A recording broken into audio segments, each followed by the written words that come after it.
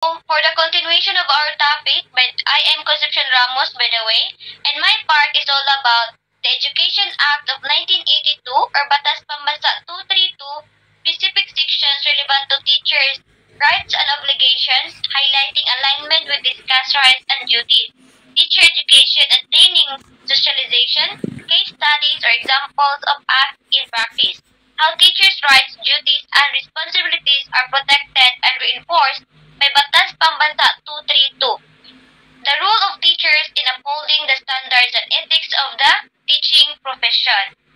So this is my part, and before that, let us define first what is Batas Pambansa. Okay, the Batas Pambansa bilang 232 is the Education Act of 1982. Defines the structure and goals of the Philippine education system. Establishes the rights and responsibilities of teachers, students, and school administrators. Provides guidelines for quality access and accountability in education. So the Batas Pambansa bilang 232 or the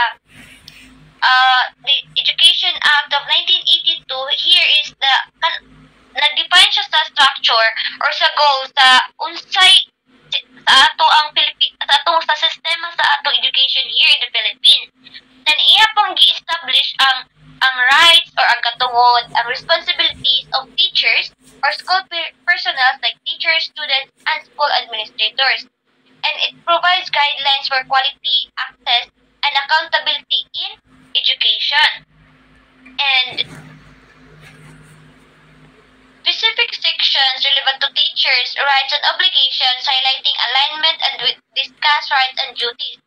So, throughout this topic, throughout this discussion, we will only focus on 3 sections only. And we will know furthermore what are those sections. So, the specific sections of the Education Act of 1982 or Batas Pambansa bilang 232 relevant to teachers' rights and obligations are sections 10, 11, and 16.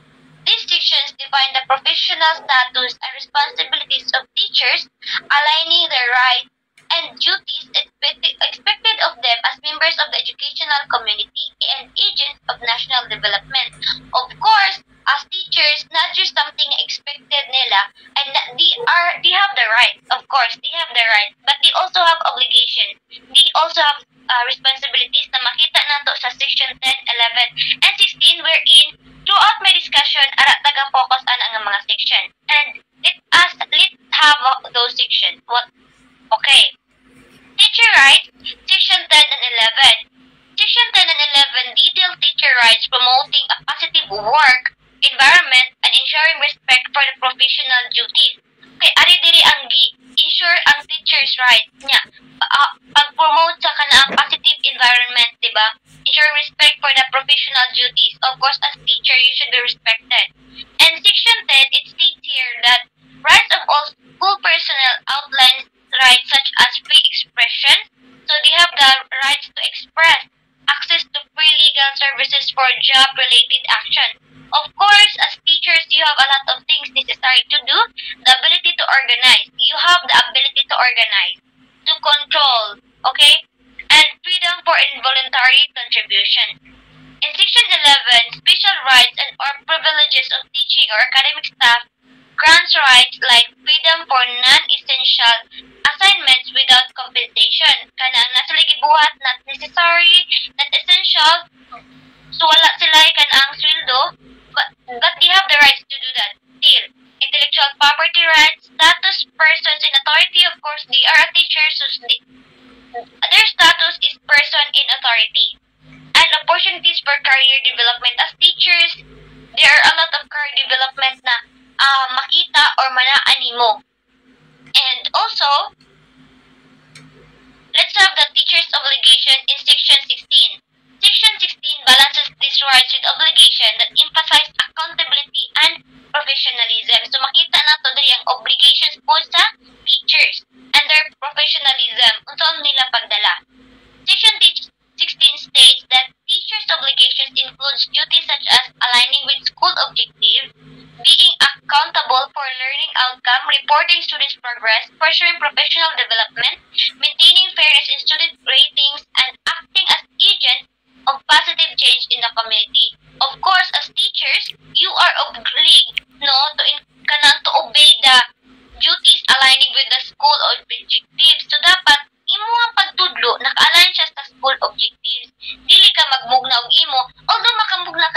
its your own strategy. Itawag na nato siya og academic freedom. Pero dapat you are accountable for your learners. As teachers, imo dyan ang pananagutan imong mga estudyante. Nya, you are being accountable for learning outcome. For example, wala wala kasabot imong mga students at the end of your discussion, or wala nimo na achieve ang learning outcomes. So you have the right to kanang mag-create kag another strategy nga sooner or later maka-gain ra og knowledge imong mga student. And report student progress for your professional development.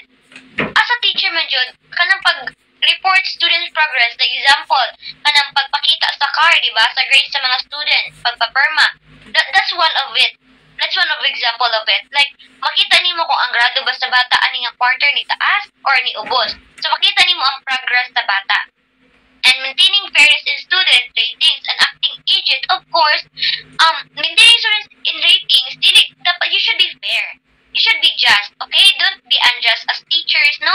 Because we are the one acting teachers for the positive change in the community. So murag ato na jud na nga mga responsibilities nga positive ang change sa community as teachers.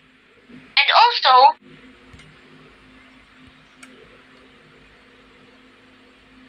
teacher education and training, the Batas Pambansa o Education Act of 1982 emphasized continuous training, encourage teachers to pursue higher learning, supports in service, training, and professional growth programs. So, this one po act is encourage bitaw siya sa mga teachers nga, for example, na teacher 1 ka, bago ka na teacher, ara ra kataman, no.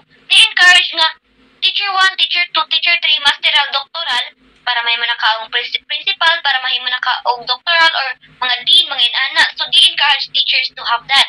And ni-support po sila sa kanang in-service training and professional growth programs. Mo bito ng na-in study leave or na-ay another kind of leave. And also, socialization and education. Teachers help shape students' social development, promote respect, cooperation, and civic responsibility. Encourage positive behavior in and out of the school. Of course, as this mandated by this act, teachers help students' social development. Of course, kung naay shy type ng mga student, sila mo'y magbibilap ana. Sila mo'y kanang murag raise kanang mangita og way nga ma-surpass na ana nga students ang iyang pagkahilumon, ang iyang pagka-shy type. And sila pud ang murabag kanang nature na jud nato nga teachers no nga kita mo'y tudlo sa mga estudyante nato of respect, cooperation. For example, nag-create ka diya og kanang unhan ng mga activities like group activities, di ba? Ma-develop nimo ilang cooperation, civic responsibility sa mga activity na mga out of school nga mga activity. Dili out of school, sa school siya pero outside school siya nga mga activities.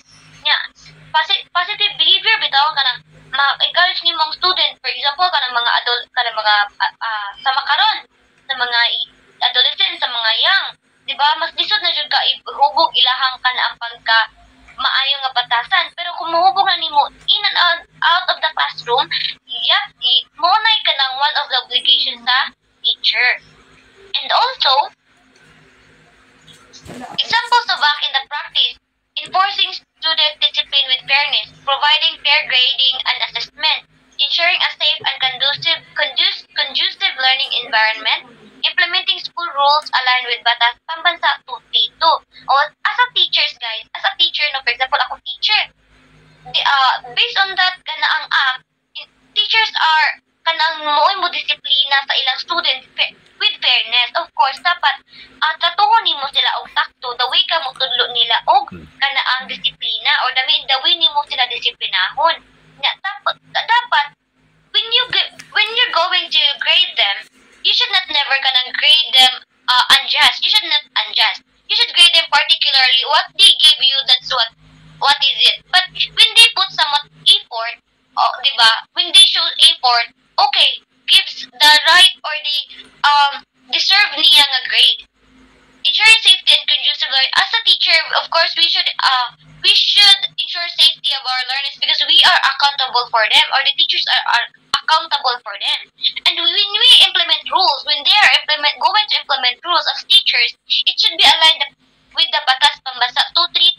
And kanang, of course, because they're nanamba karoy